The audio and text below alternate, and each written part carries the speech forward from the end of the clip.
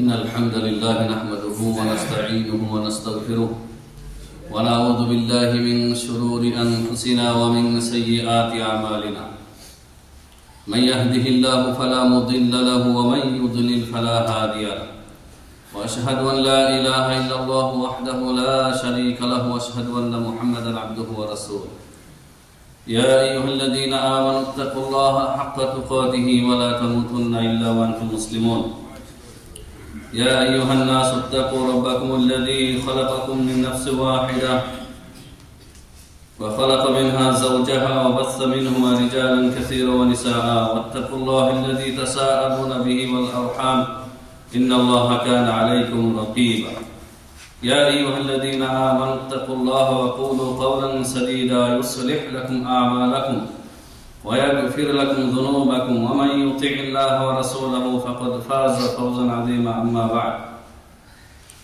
فإن خير الحديث كتاب الله وخير الهدي هدي محمد صلى الله عليه وسلم وشر الأمور محدثاتها وكل محدثة بدعة وكل بدعة ضلالة وكل ضلالة في النار أعوذ بالله من الشيطان الرجيم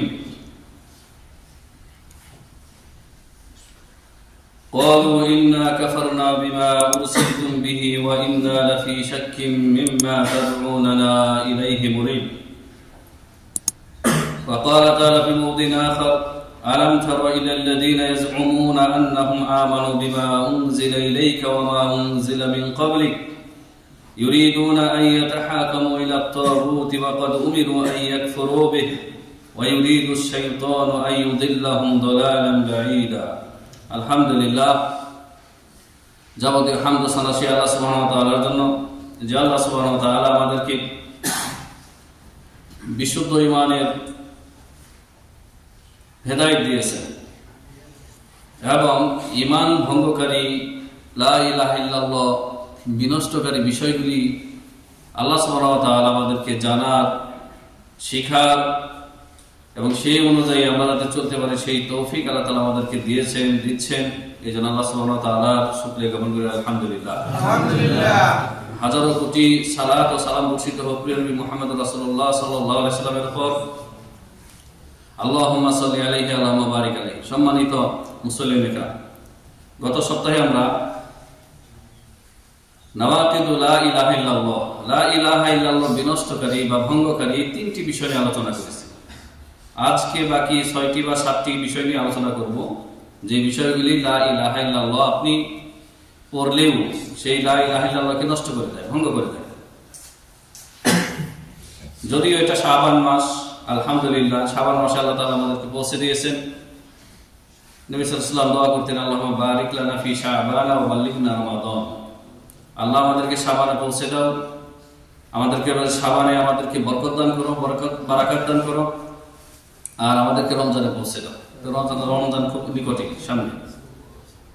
তো এই মাসকে ঘিরে এই মাসের অর্ধ শাবানে মানে এই মাসের অর্ধেকে 15 দিন এবং দিবাগত রাত, এই দিবাগত রাতে একটি বিদআত রয়েছে।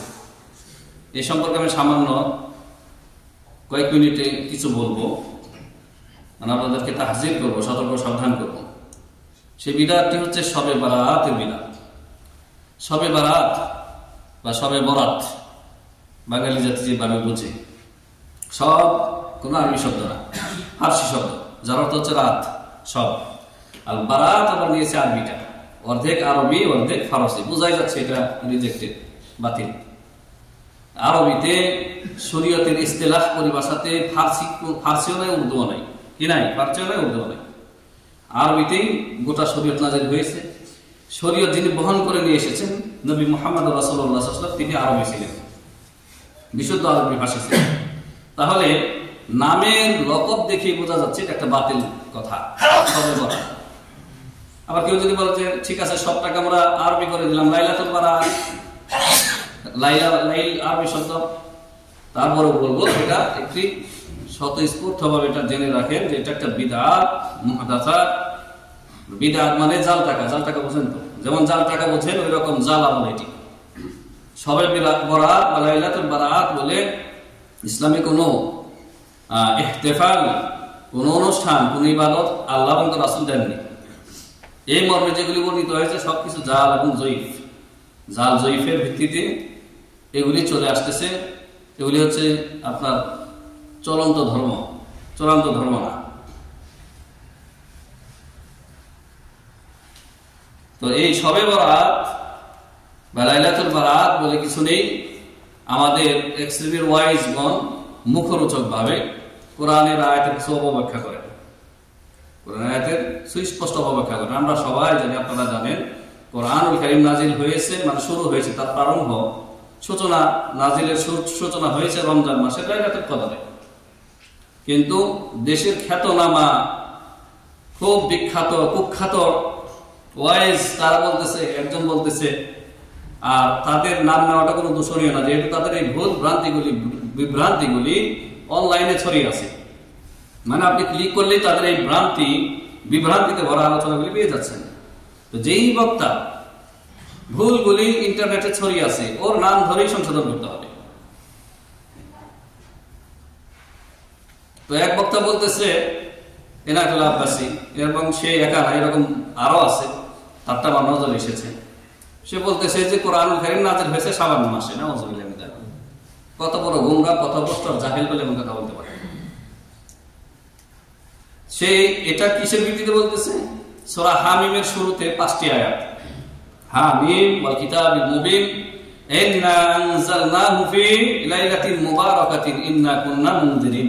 বাস, আল্লাহ তাআলা বলেছেন হামিম হরফে মুকাত্তাআত, এটির অর্থ আল্লাহ তাআলা ছাড়া কেউ জানেন না। ওয়াল কিতাবিল মুবিন, সুস্পষ্ট কিতাবের শপথ করে বলছেন আল্লাহ তাআলা, সুস্পষ্ট কিতাব হচ্ছে কোরআনুল কারীম। তারপর আল্লাহ তাআলা বলছেন এই ইন্না আনজালনাহু, আমি এটিকে নাযিল করেছি। এটি হচ্ছে হচ্ছে জমির প্রোনাউন, আমি এটিকে বা সেটিকে নাযিল করেছি ফি লাইলাতিন মুবারাকাতিন, বরকতময় রাতে। মানে এইখানে আল্লাহ তাআলা বরকতময় রাতের কথা বলেছেন, আর কোরআনকে প্রোনাউন দিয়ে উল্লেখ করেছেন, দিয়ে, যে সেটিকে আমি নাযিল করেছি বরকতময় রাতে। ফি লাইলাতিন মুবারাকাতিন ইন্না কুন্না মুনজিরিন, আর আমি সতর্ককারী, আল্লাহ রাব্বুল আলামিন বলেছেন। তো এই লাইলাতুল মুবারাকাতিনকে সে ব্যাখ্যা করতেছে লাইলাতুল নিসফি মিন শাবান। নাউযুবিল্লাহ। শাবান মাসের অর্ধ রাত্রি, মানে 15ই শাবান দিবাগত রাত্রি নাকি লাইলাতুল বারাত বা বরকতের রাত্রি। এই রাত্রিতে নাকি কোরআন নাযিল হয়েছে। এই খাটাস, এই গাধাই কথা বলতেছে। অপব্যাখ্যার তো একটা সীমানা আছে ভাই। কোন মুফাসসির এই কথা বলেছেন? জগৎ বিখ্যাত তাফসীর ইবনে কাসির, তাফসীর জারির আত-তাবারি, এই যত তাফসীর যেগুলি তাফসীর বিল মা'থুর, কোরআন এবং সুন্নাহর আলোকে যে তাফসীরগুলি রয়েছে, কোন তাফসীরে এই কথা পাবেন না। এই খাটাস মৌলবীগুলির কথা মুখে গুলি পাবেন। আর এই বেটা মূলত মাযাব বাজারে, কবর বাজারে, এর আকীদাই ঠিক নেই। কোন মজলিসে, কোন মাহফিল জাল হাদিস ছাড়া তার কোনো মাজ নাই, জাল জয়ীফ এবং বানোয়াট হাদিস দেশে বসে। তো বললাম যে লাইলাতুল বারাত বা শবে বারাত বলে কিছু নেই। শাবান মাসের আমল ছিল নবী সাল্লাল্লাহু আলাইহি ওয়াসাল্লামের শুরু থেকে 15ই শাবানের আগ পর্যন্ত লম্বা সময় তিনি রোজা রাখতেন, মানে সিয়াম রাখতেন। আপনি যদি সিয়াম রাখতে চান তাহলে শুরু থেকে আপনি অর্ধেক পরিমাণ বা অর্ধেক পর্যন্ত আপনি সিয়াম রাখবেন, বেশি বেশি সিয়াম রাখবেন। কিন্তু শুধু 15ই শাবান দিনে আপনি রোজা রাখবেন, রাত্রে আপনি নফল নামাজ পড়বেন, মসজিদে ভিড়ভাড় করবেন, হালুয়া রুটি করবেন, এইগুলি ইসলামে নেই। তো এই আলোচনা এখানেই শেষ। আর এই বিষয়ে আপনি ইউটিউবে সার্চ করেন, শত শত আলোচনা আপনি পেয়ে যাবেন সহিহ আকীদার আলেমদের, আলহামদুলিল্লাহ। তো এই জন্য এই বিষয়ে আমি বলতে চাচ্ছি না, প্রতি বছর আমরা ভুলে আসছি এই বিষয়। তো আজকে যে বিষয়ে কথা বলতেছি, মানে গত সপ্তাহের আলোচনা সম্পূরক বা পরিপূরক হিসেবে, তা হচ্ছে নাওয়াকিদুল লা ইলাহা ইল্লাল্লাহ। কোন বিষয়গুলো আপনার লা ইলাহা ইল্লাল্লাহকে নষ্ট করে দেয়। 3 নম্বর গত সপ্তাহে আমরা বলেছি, 4 নম্বর হচ্ছে আজকে বিষয় যেটি আপনার লা ইলাহা ইল্লাল্লাহকে বিনষ্ট করে দেয়। আদামু তাকফীরিল মুশরিকিন ওয়াল কুফফার, কাফের মুশরিকদেরকে কাফের মুশরিক মনে না করা। আর এই ঝামেলা, এই সমস্যাগুলি রয়েছে রাজনীতিবিদদের মধ্যে। আপনি খেয়াল করে দেখেন একটা সূক্ষ্ম বিষয়, ফেরাউন থেকে শুরু করে ফেরাউন, নমরুদ, কত আগের তারা, তাই না? এই জালেমগুলি কত আগে, হাজার হাজার বছর আগে সেই মুসা আলাইহিস সালামের। এরা সবসময়, যারা জালেম বাদশা ছিল, কাফের জালেম বাদশা ছিল, এরা রাজনৈতিক ফায়দা লুটার জন্য এরা সত্য ধর্মকে অস্বীকার করেছে, যুগে যুগে নবী রাসূলগণের বিরোধিতা করেছে। আর সংখ্যাগরিষ্ঠ লোক, নিম্ন শ্রেণীর মানুষ, জনসাধারণ, যারা ভালো মন্দের পার্থক্য বুঝেও না, বোঝার চেষ্টা করে না, এদের মনোযোগ আকর্ষণ করার চেষ্টা করেছে এরা যোগে যোগে। এখনো দেখবেন সমাজে যারা রাজনীতিবিদ, মুরল মাতাব্বর, সংখ্যাগরিষ্ঠকে খুশি রাখার জন্য এরা কি বুঝতে চায়, এরা কি চায়, তাদের চাহিদা অনুযায়ী এরা ধর্ম বুঝতে চায়। তাই বুঝতে হবে নাকি? ইসলাম চলবে তার আপন গতিতে। এটা তো নবী সাল্লাল্লাহু আলাইহি ওয়াসাল্লাম 1450 বছর আগেই এটা খাতেমা করে দিয়েছেন। হ্যাঁ, সংখ্যাগরিষ্ঠকে খুশি করার যে প্রবণতা, যে কৌশল, এটাকে নবী সাল্লাল্লাহু আলাইহি ওয়াসাল্লাম শেষ করে দিয়েছেন। আবু জাহেল, আবু লাহাব, উতবা, সাইবা, মক্কার যে সানাদিদ ও কুরাইশের বড় বড় নেতৃবর্গ, তারা চেয়েছিল যে তাদের এগুলিও থাক, আর মুহাম্মদ সাল্লাল্লাহু আলাইহি ওয়াসাল্লাম যে ধর্ম নিয়ে এসেছে এগুলিও থাক, মানে কম্প্রোমাইজ করা যেটা বলা হয়, কম্প্রোমাইজ। আধা ইসলাম মানো, মুহাম্মদ সাল্লাল্লাহু আলাইহি ওয়াসাল্লামের ধর্ম আমরা অর্ধেক মানে আধা বছর মানবো, আর আধা বছর মানবো আমাদের বাপদাদার ধর্ম, জগা খিচুড়ি। কাফের মুশরিককে মুশরিক, কাফের মুশরিক মনে করতে হবে। আর এটা তাদেরকে কাফের মুশরিক মনে করা বা মনে করা, এটা তাদের জন্য গালি না। তাদের উপরে আপনি অসাম্প্রদায়িক হয়ে যাচ্ছেন তাও না, কিন্তু সে যে বাতিল ধর্মের উপরে আছে, কাফের হয়ে আছে, মুশরিক হয়ে আছে, এটাকে আপনাকে তাকরীর করতে হবে, স্বীকৃতি দিতে হবে, নাহলে আপনি ইমানদার হতে পারবেন না, হতেই পারবেন না। আপনি আল্লাহ যাকে কাফের বলেছেন, আল্লাহ যাকে মুশরিক বলেছেন কোরআনে কারিমে, আপনি তাকে কাফের মুশরিক মনে করবেন না, না করলে আপনি ইমানদার হতে পারবেন না। অনেক সেকুলার, অনেক সুশীল প্রচলিত এরা বলে যে সব ধর্মের ভালো কথা বলে, সব ধর্মের গোড়া মূল এক, সৃষ্টিকর্তা ভগবান। নাউযুবিল্লাহি মিন যালিক। আল্লাহ এটা বলেছেন কোরআনে। আল্লাহ তাআলা বলেছে ইন্না ইনদাদ-দীনা ইনদাল্লাহিল ইসলাম।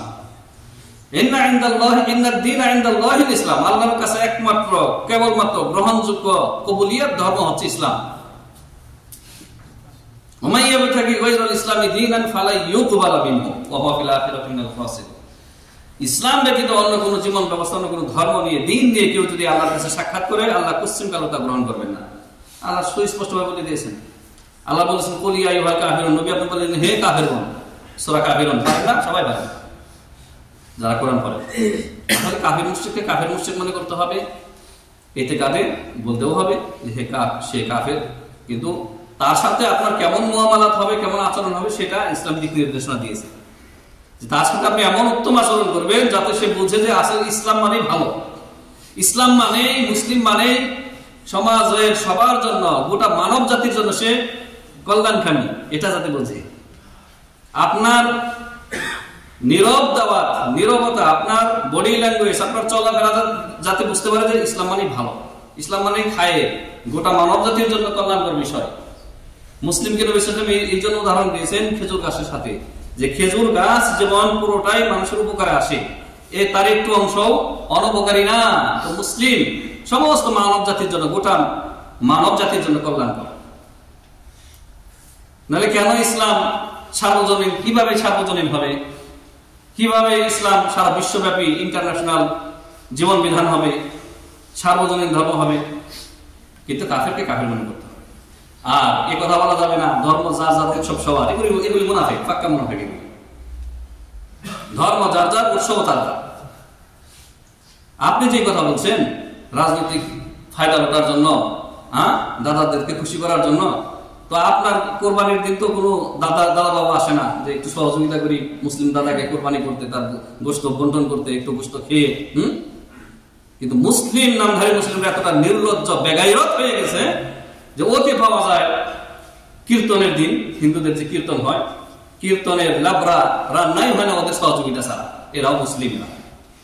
আবার এদেরকেও মসজিদের বিভিন্ন দায়িত্বে পাওয়া যায়। সমাজ একদম পচে সরে গেছে, অধিকাংশ সমাজ। কোন সমাজ জানেন? এগুলো বেশিরভাগ হচ্ছে যারা বলছে আমরা হানফি। সাবধান, আবু হানিফা রাহিমাহুল্লাহর সাথে নিজেদেরকে সম্পৃক্ত করবেন না, আপনারা মিথ্যুক, কাযযাব। আবু হানিফা রাহিমাহুল্লাহর শিক্ষাগুলি আপনি যেগুলি করতেছেন,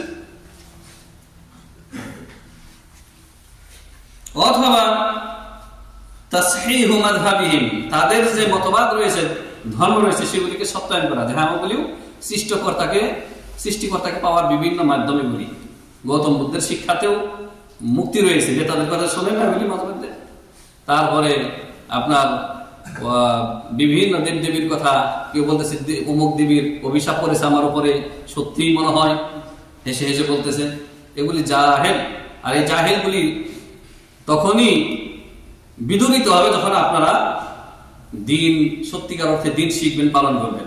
কারণ এরা আমাদের সমাজের, এদের পিছনে একজনকে তাড়াবেন, এক জালিমকে তাড়াবেন, আর এক জালিম এসে চেপে বসবে, লাভ নাই, লাভ নাই। কারণ দেশের যে সংবিধান চলে, 4টি কুফুরি মতবাদের উপরে দেশের সংবিধান চলে, আপনারা জানেন, খবর রাখেন। 1 পয়সার কয়েন আছে না, 1 টাকা কয়েনের মধ্যে দেখবেন যে ধানের শীষ অথবা গমের একটা শীষের ছবি আছে, তার উপরে ডানে 2টা স্টার আছে, বামে 2টা স্টার আছে। এর অর্থ বোঝেন? এই পয়সা 1 টাকার কয়েন কার কাছে? সবার কাছে তো আছে, দেখছেন না এগুলি? কখনো নিজে চিন্তা করেছেন যে এই স্টার দিয়ে কি বোঝানো হচ্ছে? তারকা, 2টা তারকা, ডান দিকে 2টা তারকা, বাম দিকে, মাঝখানে ধানের শীষ অথবা গমের শীষ। একটু পরে আসবে এই বিষয়ে।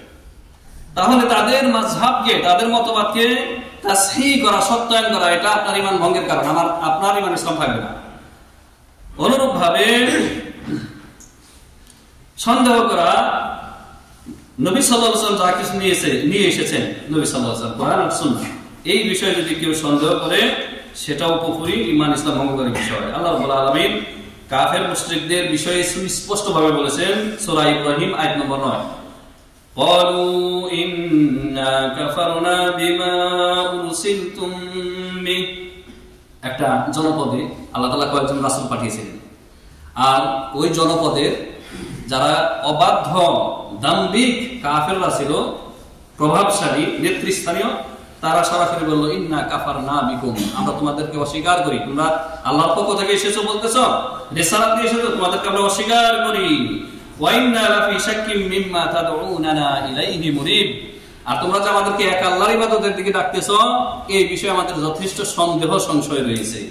তো যারা বলেছে যে আমরা তোমাদেরকে নবী রাসূলগণকে আমরা অস্বীকার করি, যারা এই কথা বলেছে, যারা বলেছে নবী রাসূলগণকে যে তোমরা যা কিছু নিয়ে এসেছো সেগুলোর প্রতি আমাদের সংশয় রয়েছে, সন্দেহ রয়েছে, আল্লাহ তাদেরকে বলেছেন কাফের। এখন দ্বীন ইসলাম, এই দ্বীন ইসলাম যেই কোনো মুসলিম অস্বীকার করেছে, অমান্য করেছে বা গ্রহণ করেনি, তারা হচ্ছে কাফের। কিন্তু কাফেরের সাথে আপনি সামাজিকভাবে প্রতিবেশী হিসেবে ভালো আচরণ করবেন, যতটুকু হক তার রয়েছে।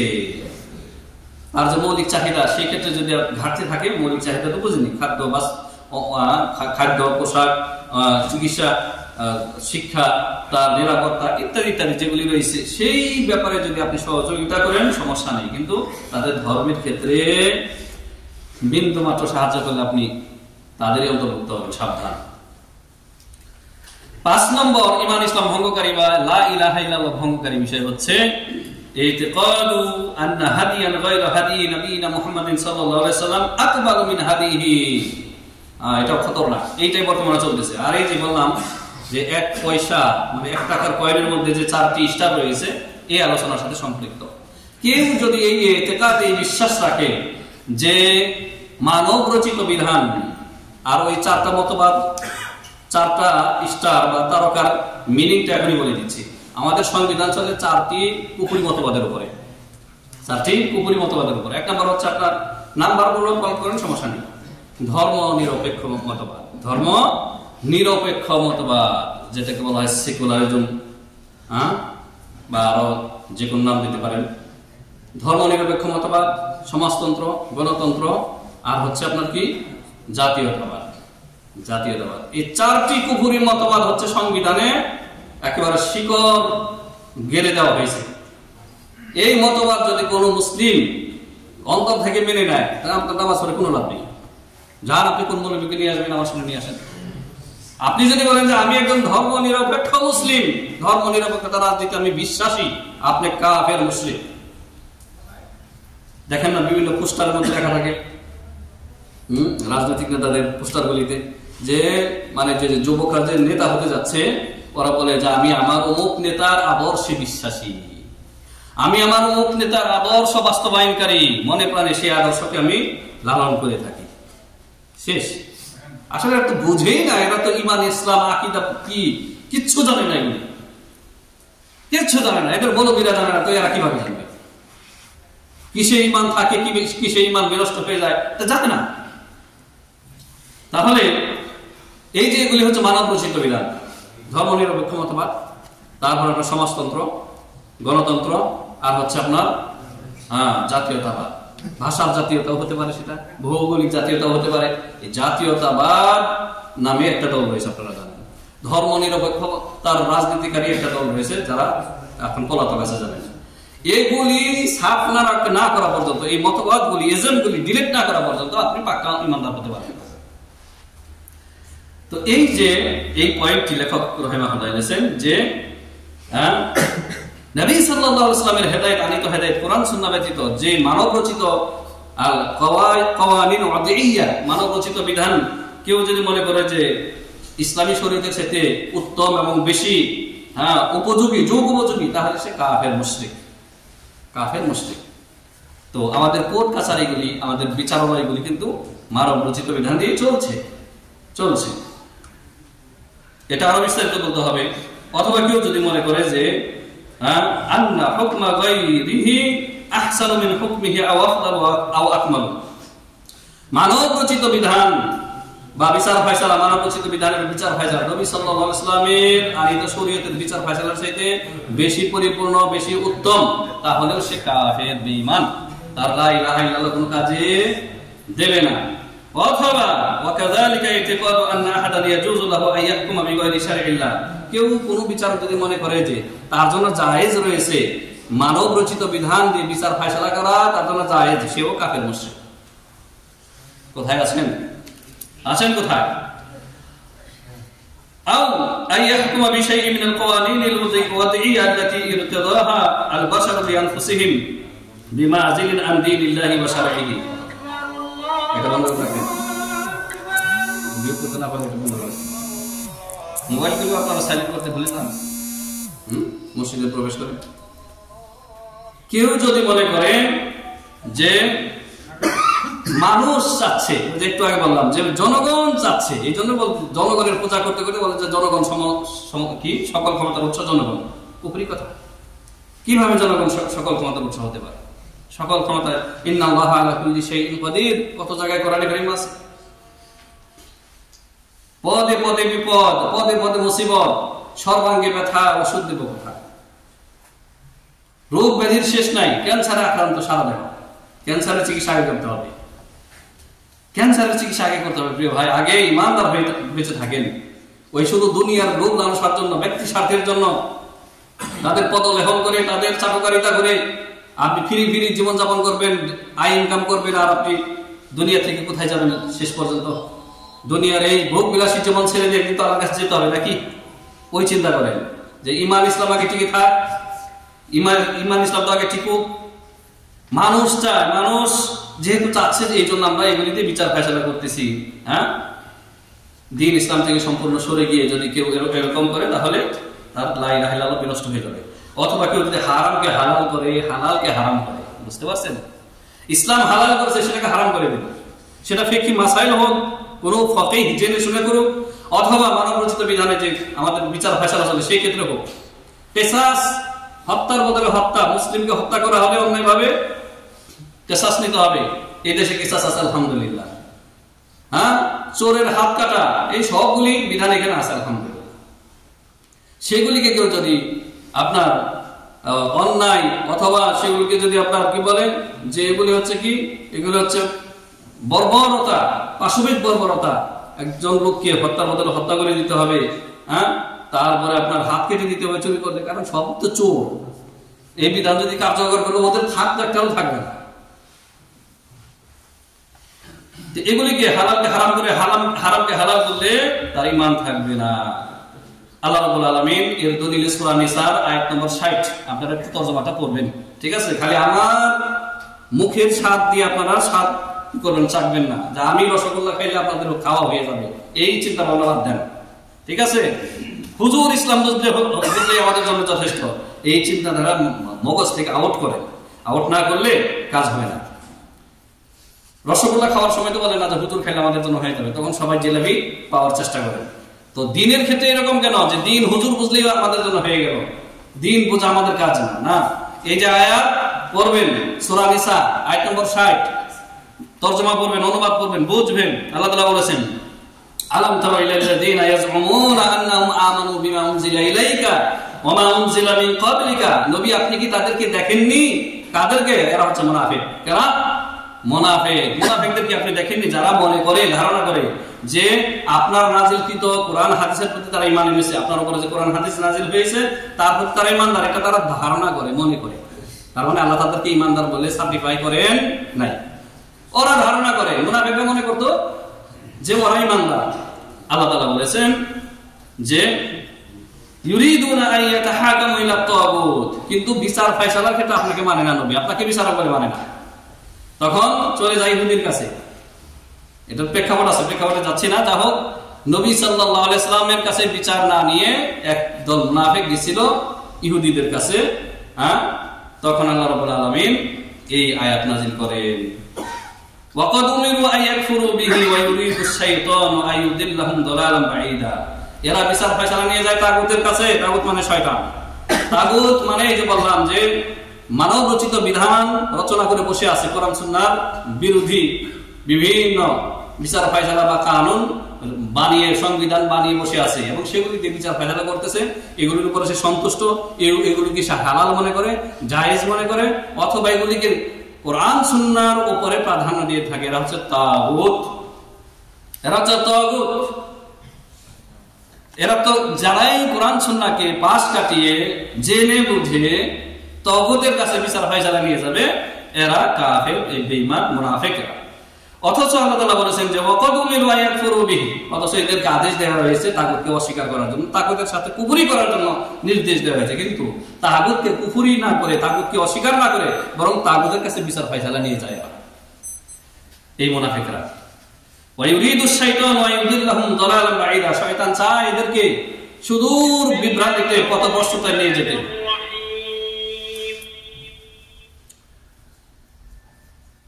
অনুরূপ ভাবে 6 নম্বর আমাদের ইসলাম ভঙ্গকারী বিষয়, লা ইলাহা ইল্লাল্লাহ ভঙ্গকারী বিষয় হচ্ছে কেউ যদি মনে করে যে ইতিকাদু আন্না আহাদাম মিনাল মুকাল্লাফিনা ইয়াসআউহুল খুরুজু আনিদ দ্বীন ওয়াস শরিয়াতিল ইসলামিয়াতি আবিল হাদিন নবী সাল্লাল্লাহু আলাইহি ওয়াসাল্লাম, কেউ যদি মনে করে যে মুহাম্মদ সাল্লাল্লাহু আলাইহি ওয়াসাল্লামের উপরে নাজিলকৃত শরীয়ত মানতে আমি বাধ্যবাধকতা নই, আমি বাধ্য নই, এগুলি রয়েছে আপনার পীর ফকিরদের মধ্যে। পীর ফকিরদের এক শ্রেণী পাবেন লালনপন্থী বলেন, আর মুখপন্থী বলেন। লালনপন্থীরা এরা মুসলিম না, এরা কাফের, সুস্পষ্ট একেবারে। লালন এটা একটা ধর্ম, লালন ধর্ম, লালন ফকিরের মতবাদ। এছাড়াও যে পীর ফকিরের বিভিন্ন মারেফতি যে তরিকাগুলি রয়েছে, মারেফত, এরা এদেরকে যখন আপনি ধরিয়ে দিবেন যে তুমি তো গান বাজনা করতেছো, হারাম এগুলি, আসরে দরবারে মহিলা নিয়ে নাচানাচি করতেছ, গাঁজা টানতেছ, করতেছ, বলতেছে যে আমরা শরীয়ত মানতে আমরা না, বাধ্য না, আমরা শরীয়ত, মারেফত, তরিকত শেষ করে এসেছি। কোথায় আছে এখন? হকিকতে আছি, হাকিকত। কেউ যদি মনে করে যে আমি মুহাম্মদ সাল্লাল্লাহু আলাইহি সাল্লামের শরীয়তের বাইরে, সে কাফের মুশরিক। সে কাফের মুশরিক। দলিল দেয় কি? এক শ্রেণীর মারফতি মৌলবীগুলি, ওই যে খিজির আলাইহিস সালাম মুসা আলাইহিস সালামের উপরে নাজিলকৃত শরীয়ত মানতে বাধ্য ছিলেন না। আরে বেটা, আরে বেকুফ, আহমাক, মুসা আলাইহিস সালাম কি ইন্টারন্যাশনাল নবী ছিলেন না শুধু বানি ইসরায়েলের নবী রাসূল ছিলেন? শুধু বানি ইসরায়েল গোত্রের নবী রাসূল ছিলেন মুসা আলাইহিস সালাম। আর নবী মুহাম্মদ রাসূলুল্লাহ সাল্লাল্লাহু আলাইহি সাল্লাম রাহমাতুল লিল আলামিন। দেখছেন, আপনারা সাধারণ লোক এদেরকে খণ্ডন করতে পারবেন, আর ভণ্ড কোথাকার। নবী সাল্লাল্লাহু আলাইহি সাল্লাম হচ্ছেন সারা বিশ্ববাসীর জন্য, সমস্ত ভাষাভাষী, সমস্ত গোত্র, সমস্ত বর্ণ এবং জিন ইনসান সবার জন্য তিনি রাসূল। খিজির আলাইহিস সালাম তিনি সঠিক মত হচ্ছে তিনি নবী ছিলেন, তিনি নবী ছিলেন। কেউ কেউ বলেছেন যে আল্লাহর নেককার সালেহের বান্দা ছিলেন। তো তাকে আল্লাহ রাব্বুল আলামিন বিশেষ জ্ঞান দিয়েছিলেন, যেই বিশেষ জ্ঞান মুসা আলাইহিস সালামের কাছে ছিল না। আর মুসা আলাইহিস সালামের কাছে যে তাওরাতের জ্ঞান ছিল, সেই জ্ঞান খিজির আলাইহিস সালামের কাছে ছিল না। দুইজনে যখন নৌকায় সফর করতেছেন, মারাজাল বাহারে, দুই সাগরের সঙ্গমস্থলে যখন নৌকায় সফর করতেছেন, একটা চড়ুই পাখি ফুট করে উড়ে নৌকায় বসলো, তারপর একটু পানি নিয়ে, মুখে একটু পানি নিয়ে চলে গেল। তখন খিজির আলাইহিস সালাম মুসা আলাইহিস সালামকে বললেন, মুসা তুমি জানো আমাকে তোমাকে কি পরিমাণ ইলম দেওয়া হয়েছে? এই যে চড়ুই পাখিটা তার মুখে করে কতটুকু পানি নিয়েছে সমুদ্র থেকে, সমুদ্রের পানি কমেছে কিছুই কমে নাই। তো এতটুকু তোমাকে আমাকে সমস্ত মাখলুকাতকে আল্লাহ তাআলা দিয়েছেন, আর বাকি যে ইলম আল্লাহ রাব্বুল আলামিনের কাছে রয়েছে। তো খিজির আলাইহিস সালামের দোহাই দিয়ে বর্তমানে কোন পীর ফকির মারিফতি মৌলবীর এই ক্ষমতা নাই শরীয়তকে এড়িয়ে চলা। যদি এমন কথা কেউ বলে অথবা ইতিকাদ রাখে, সে কাফের, বেঈমান, মুশরিক। অবশ্যই আপনাকে এই শরীয়তে মুহাম্মদী সাল্লাল্লাহু আলাইহি ওয়াসাল্লামকে মেনে চলতে হবে প্রতি পদে পদে, নাহলে আপনি ইমানদার হতে পারবেন না। তাহলে এই পীর ফকিরের কোনো স্থান নেই। এদের মারিফতির নামে গাঁজা করি, গাঁজার মধ্যে ডুবে থাকা, নেশার মধ্যে ডুবে থাকা, নারী নিয়ে নাচ গান করা, মাজারে মস্তানি করা, এগুলি চলবে না। এগুলি সব ভেঙে গুড়িয়ে দিবেন, এগুলি ভেঙে গুড়িয়ে দিবেন নিজ নিজ দায়িত্বে, মানে নিজের এলাকায় যেটা আছে ওটা নিজেরা গুড়িয়ে দিবেন, শেষ। যদি আল্লাহর কাছে যদি বাঁচতে চান, যদি নাজাত চান। হাজিরিন, 7 নম্বর লা ইলাহা ইল্লাল্লাহ ভঙ্গকারী বিষয় হচ্ছে তাকযীবুর রাসূল সাল্লাল্লাহু আলাইহি ওয়াসাল্লাম ফি শাইইন মিম্মা জাআ বিহি মিন ইনদিল্লাহি তাআলা মিম্মা কাল্লা আও কাসুর লিআন্না ফি যালিকা তাকযীবান লিল্লাহি তাআলা আল্লাযী আরসালাহু। ক্বালা আল্লাহু তাআলা, নবী সাল্লাল্লাহু আলাইহি ওয়াসাল্লামকে মিথ্যা প্রতিপন্ন করা, নবী সাল্লাল্লাহু আলাইহি ওয়াসাল্লামকে কোন বিষয়ে মিথ্যা প্রতিপন্ন করা। এটা কিভাবে? কোন মুসলিম তো সরাসরি বলবে না যে নবী সাল্লাল্লাহু আলাইহি ওয়াসাল্লাম কে আমি মিথ্যা প্রতিপন্ন করতেছি। এর অর্থ হচ্ছে নবী সাল্লাল্লাহু আলাইহি ওয়াসাল্লাম যা কিছু নিয়ে এসেছেন, কোরআনে তো কোনো লা রাইবা ফীহি, কিন্তু হাদিসের মধ্যে যেগুলি সহিহ হাদিস, যায়ীফ এবং জাল হাদিসকে মুহাদ্দিসিনে কেরাম আলাদা করে ফেলেছেন। আলহামদুলিল্লাহ, মানে আপনার দ্বীন একেবারে খালেস, নির্ভেজাল, কোনো সংশয় নেই। জাল যায়ীফ হাদিস আপনি মানবেন না। যেগুলি সহিহ, সেগুলি প্রমাণিত, সেগুলি কেউ যদি মিথ্যা প্রতিপন্ন করে যে কোনো একটা, তাহলে সে কাফের, মুশরিক। তার লা ইলাহা ইল্লাল্লাহ বলাতে বা বিশ্বাসে কোনো ফায়দা হবে না। রফুল ইয়াদাইন না করলে আপনার নামাজ হয়ে যাবে সালাতের মধ্যে, জোরে আমিন না বললেও নামাজ হয়ে যাবে, কিন্তু এই দুইটাকে যদি আপনি অস্বীকার করেন তাহলে আপনি কাফের, মুশরিক, আপনার লা ইলাহা ইল্লাল্লাহ ভঙ্গ হয়ে যাবে। কারণ কি? এই দুইটা একেবারে সহিহ সনদে বর্ণিত হয়েছে। আপনি এই দুইটাকে অস্বীকার করলেন মানে হাদিসকে অস্বীকার করলেন।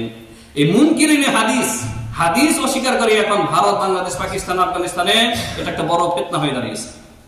হাদিসকে ইনকার করতেছে, বিভিন্ন দোহাই দিয়ে বলতেছে এটা আমাদের মাযহাবে নাই, তুমি যে হাদিস নিয়ে এসেছো এটা নতুন হাদিস, আমাদের মাযহাবে নাই। ওই একটা দোহাই, একটা ওজোর, তা হচ্ছে মাযহাব, তাদের হচ্ছে মাযহাব। এই তোমার কেমন মাযহাব যে রাসূলের হাদিস বিরোধী মাযহাব তোমার?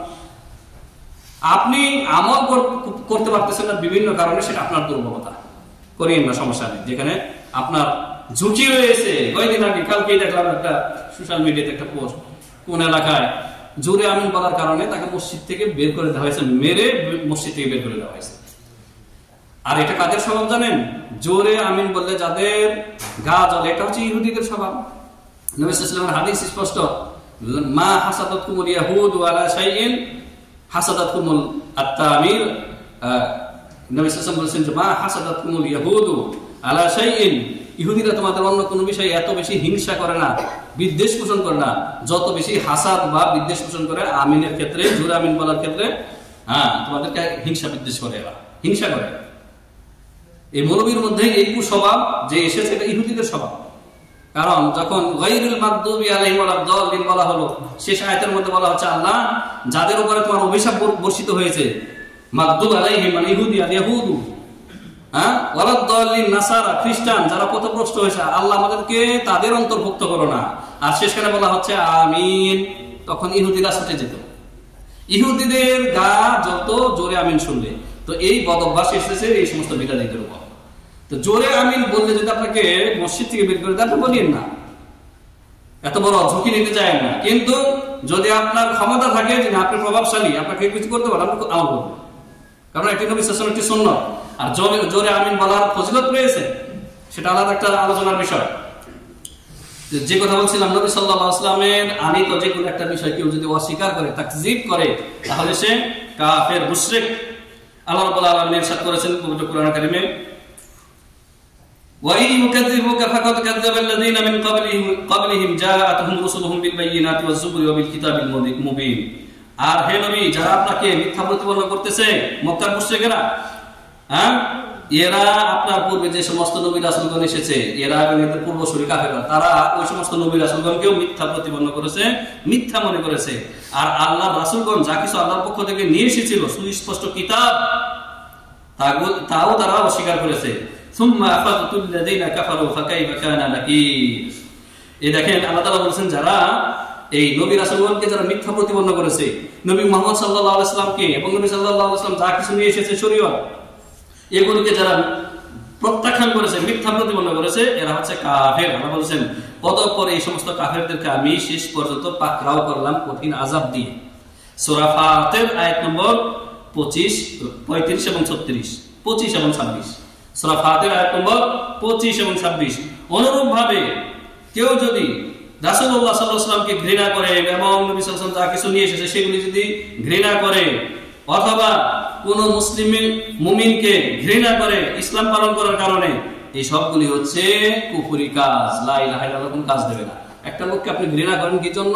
টাকনার উপরে কাপড় পরে, দাঁড়িয়ে রেখেছে, ইসলামের বিধান হিজাব পর্দা, কোন মেয়ে হিজাব একেবারে সুন্দর, হাত মোজা পা মোজা পরে, তার কিছুই দেখা যাচ্ছে না, কিন্তু আপনি তাকে নিয়ে ট্রল করতেছেন, এটা কুফরি। কারণ তাকে ঘৃণা করতেন না যদি না সে ইসলামের এই বিধিবিধান পালন না করত। এগুলি বুঝতে হবে। আল্লাহ রাব্বুল আলামিন তাদেরকে কাফের বলেছেন। অনুরূপ ভাবে আমাদের আরেকটি বিষয় হচ্ছে সূরা মুহাম্মদের 9 নম্বর আয়াতে আল্লাহ তাআলা বলেছেন এদের সম্পর্কে, যালিকা বিআন্নাহুম কারিহু মা আনজালাল্লাহু ফাআহবাতা আমালুহুম। সূরা মুহাম্মদ আয়াত নম্বর 9। আল্লাহ বলেছেন এটা এই কারণে যে এরা ঘৃণা করেছে, অপছন্দ করেছে কি আল্লাহ যা কিছু নাযিল করেছেন সেগুলিকে অপছন্দ করেছে, ঘৃণা করেছে। এই জন্য তাদের সমস্ত আমল ফাআহবাতা আমালুহুম, আল্লাহ তাদের সমস্ত আমলকে বরবাদ করে দিয়েছেন।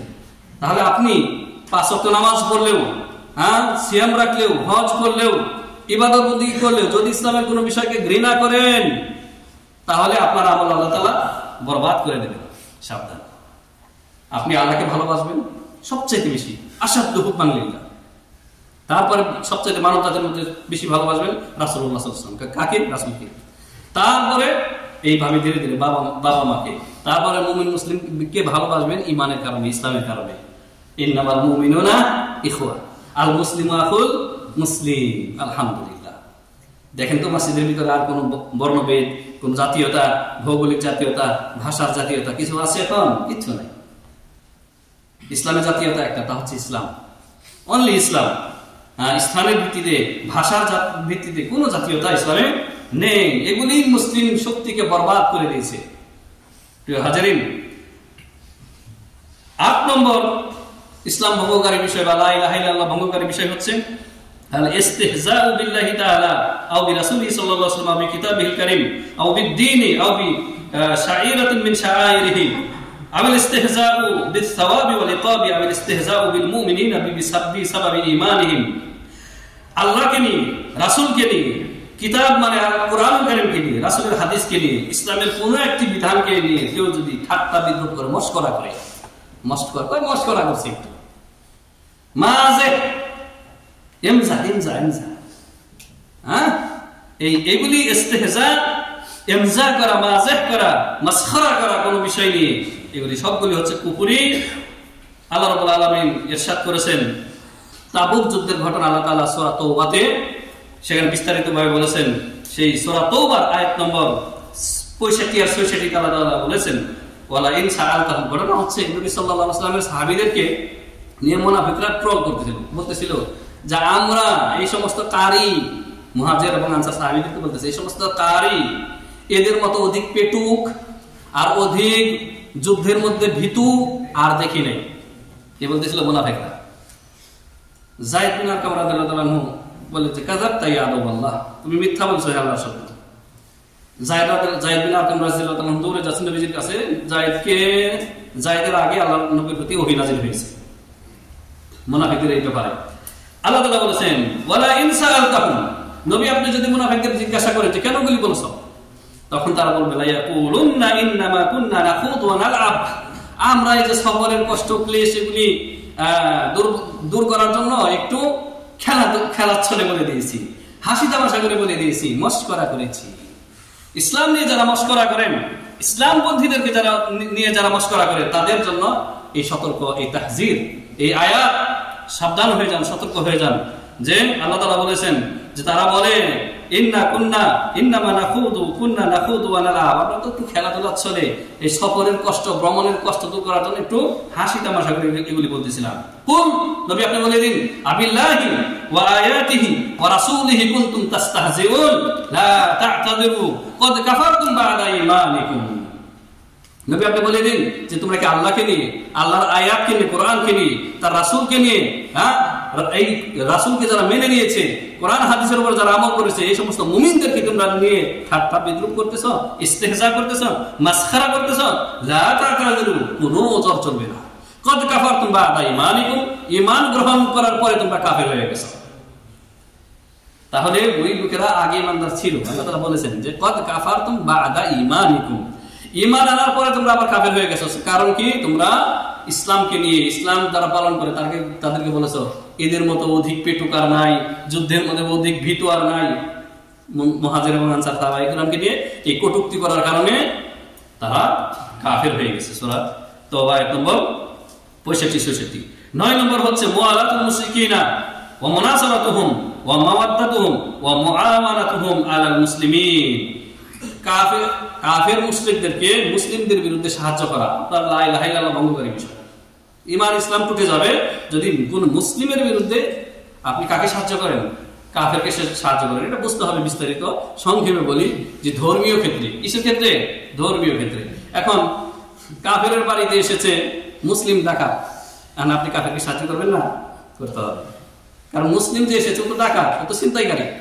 তো ইসলামে ডাকাতি করা, ছিনতাই করা কি জায়েজ আছে নাকি? অন্যায় ভাবে মারতেছে একটা অমুসলিম, আপনি সাহায্য করবেন না?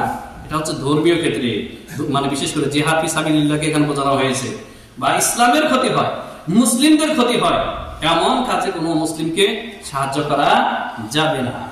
আপনি তাহলে এবার বুঝেন তো যে অমুসলিমকে আপনি ভোট দিয়ে তাকে জিতাচ্ছেন, সে ইসলামের ক্ষতি করবে না লাভ করবে? মুসলিমদের কল্যাণ করবে না কল্যাণ করবে? এটাও তাকে সাহায্য করার শামিল। 10 নম্বর হচ্ছে আল ইরাদু আন দীনিল্লাহি তাআলা। ওই আয়াতটা বলে দেই, দলিলটা। আল্লাহ তাআলা বলেছেন ইয়া আইয়ুহাল্লাযীনা আমানু লা তাত্তাখিযুল ইয়াহুদা ওয়ান নাসারা আউলিয়া বা'দুহুম আউলিয়াউ বা'দ ওয়া মান ইয়াতাওয়াল্লাহুম মিনকুম ফাইন্নাহু মিনহুম ইন্নাল্লাহা লা ইয়াহদিল কওমাল যালিমিন। সূরা মায়েদা আয়াত নম্বর 51 আল্লাহ তাআলা বলেছেন, হে ঈমানদাররা, তোমরা ইহুদি খ্রিস্টানদেরকে দোস্ত হিসেবে কবুল করো না, বানিয়ে নিও না। কোন মুসলিমকে বন্ধু বানাবেন না। সাবধান, বলবেন না যে আমার এটা মুসলিম বন্ধু, এটা আমার বন্ধু না। কোন হিন্দু, খ্রিস্টান, বৌদ্ধ, শিখ আপনার বন্ধু হতে পারে না, দোস্ত হতে পারে না। আপনার দোস্ত হচ্ছে মুসলিম, সে যে কোনো দেশের হোক না কেন। আল্লাহ তাআলা বলেছেন বা'দুহুম আউলিয়াউ বা'দ, একজন কাফের মুশরিক একে অপরের বন্ধু, দোস্ত। আপনার কিভাবে দোস্ত হয়? যেই ব্যক্তি তাদেরকে ভালোবাসবে, তাদের দিকে ফিরে যাবে, হ্যাঁ, সে তাদেরই অন্তর্ভুক্ত হবে, মানে সে তাদের মধ্যে কাফের মুশরিক হয়ে যাবে। ইন্নাল্লাহা লা ইয়াহদিল কওমাল যালিমিন, আল্লাহ জালিম মুশরিকদেরকে হিদায়াত করেন না। 10 নম্বর ঈমান ইসলাম ভঙ্গকারী বিষয়, এটা দিয়ে শেষ। আল ইরাদু আন দীনিল্লাহ, আল্লাহর দিন থেকে মুখ ফিরিয়ে নেওয়া। অধিকাংশ মুসলিমদের অবস্থা হচ্ছে দিন থেকে মুখ ফিরিয়ে নিয়েছে। কিভাবে মুখ ফিরিয়ে নেওয়া? লা ফালা ইয়াতাআল্লামুহু ওয়া লা ইয়ামালু বিহি, ইসলাম শিখেও না, আমল করে না। শিখবেও না, আমল করবে না। যদি শিখার দাওয়াত দেন, বলবে যে বেশি শিখলে ঝামেলা আছে, বেশি চালাক লোক, এক্সেলেন্ট চালাক লোক আছে সমাজে, বেশি শিখলে পরে আমার কাছে জবাব দেয়, এটা বেশি করতে হবে। মানে আল্লাহর সাথে প্রতারণা করতে চায়। আল্লাহ তাআলা সর্বপ্রথম আয়াত নাযিল করেছেন নবীর উপরে, ইকরা বিসমি রাব্বিকাল্লাযী খালাক। তো দ্বীন ইসলাম না শিখা, না আমল করা, এটা হচ্ছে ঈমান ইসলাম ভঙ্গকারী বিষয়। আমি দলিল বলে শেষ দিচ্ছি। আল্লাহ তাআলা বলেছেন ওমান আযলামু মিম্মান যুকিরা বিআয়াতি রাব্বিহি সুম্মা আ'রাদা আনহা ইন্না মিনাল মুজরিমিনা মুনতাকিমুন।